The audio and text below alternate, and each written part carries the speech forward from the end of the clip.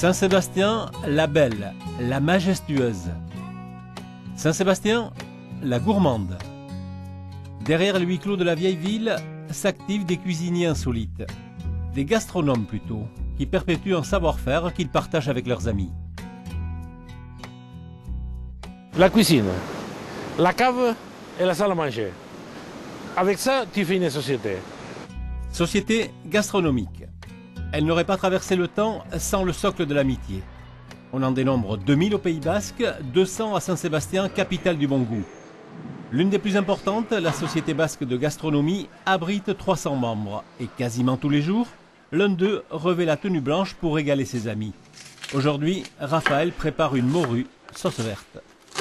C'est mon grand-père et mon père qui m'ont appris à faire la cuisine. Hein, disons que au Pays Basque, c'est quand même une très très grande tradition. Et c'est pour ça que dans les sociétés, on trouve beaucoup de cuisiniers, quoi.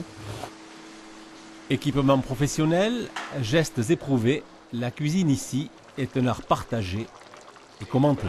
Les couleurs et les textures qu'on peut percevoir à la vue, ça motive.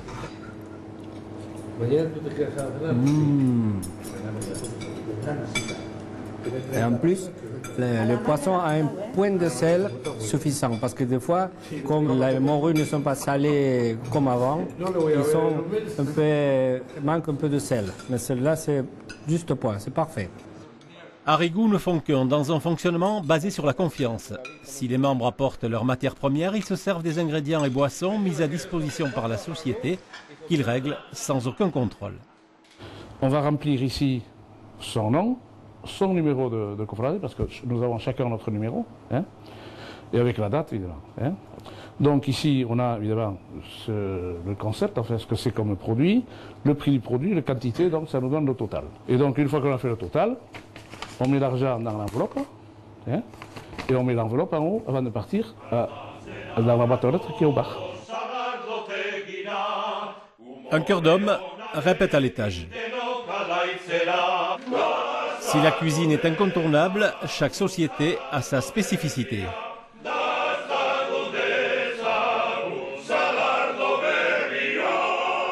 Quelques-unes se mettent pour la culture, quelques autres se mettent pour défendre un produit, quelques autres se mettent pour faire des épreuves d'athlétisme, quelques autres sociétés de chasseurs, de pêcheurs, et il y a de tout. Et beaucoup, il y a des chanteurs. Et cela dure depuis 1870, quand la première société, aujourd'hui disparue, fut fondée. La plus ancienne, qui existe encore de nos jours, Cagnoyetane, est née en 1900. Forte de 120 membres, elle réside dans des locaux restés intacts, des murs qui lui appartiennent, achetés grâce aux cotisations des membres. Chaque société, locataire ou propriétaire, vit d'ailleurs grâce à ses participations. Bayonne. Dans les douves de ses remparts, Orcompone, une société gastronomique en tout point semblable à celle de Saint-Sébastien. Orcompone reprend en basque une devise proche de celle de Rabelais, « Fais ce que voudras ».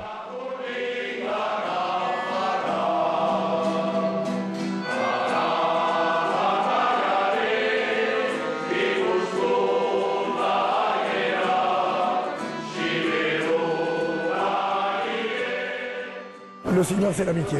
C'est l'amitié, le plaisir de se retrouver entre nous, de manger ensemble, de chanter, d'organiser des manifestations. Parce que l'objectif d'Orcompone, qui est sur les statuts, c'est de maintenir et de privilégier les particularités de la vie de Bayonne. Nous sommes les amoureux de notre ville.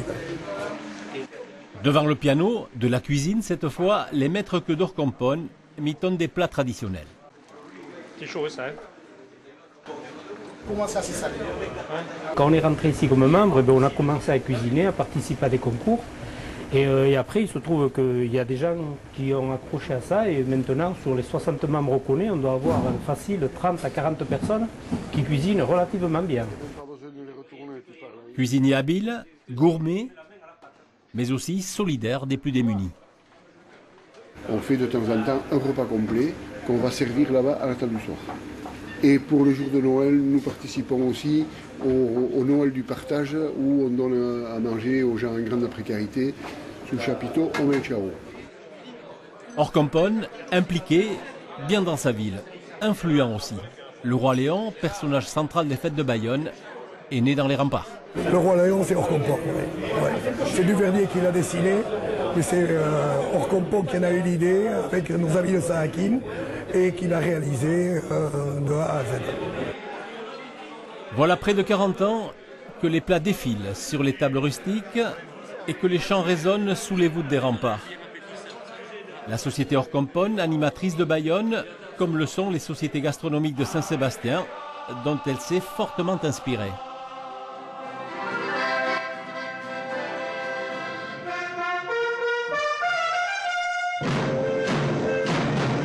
Et justement, dans la capitale de Guipuscoa, les 200 sociétés gastronomiques se préparent à fêter mardi la Saint-Sébastien, le saint patron de la ville. L'heure est à la répétition générale. Grands-parents, tout petits, hommes et femmes. Ces dernières acceptées depuis peu, sauf devant les fourneaux. Toutes les générations vont investir les rues du vieux quartier, certaines vêtues d'habits militaires, pour parodier les troupes napoléoniennes qui avaient occupé la ville de 1808 à 1813. Les autres avec leur tenue de cuisinier. Mais toutes avec leur tambour et une ferveur rarement égalée.